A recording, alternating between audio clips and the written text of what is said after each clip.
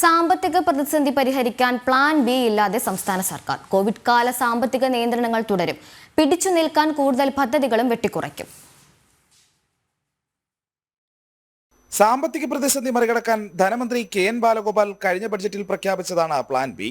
ഫെബ്രുവരി 7-ന് അടുത്ത ബജറ്റ് എത്തുമ്പോഴേക്കും എന്താണ് പ്ലാൻ ബി എന്നത് ധനമന്ത്രിക്ക് പോലും ഓർമ്മയില്ലാത്ത അവസ്ഥയായിരിക്കുന്നു.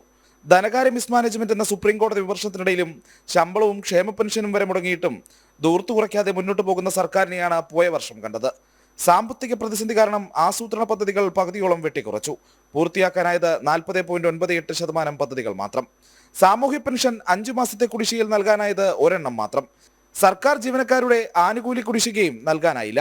2021 മുതലുള്ള ക്ഷാമബത്ത കുടിശ്ശികയിൽ നൽകിയതാകട്ടെ ഒരു വർഷത്തേത് മാത്രം. വരാൻ പോകുന്ന വർഷവും കടുത്ത സാമ്പത്തിക നിയന്ത്രണങ്ങളിലേക്കാണ് സർക്കാർ പോകുന്നത്.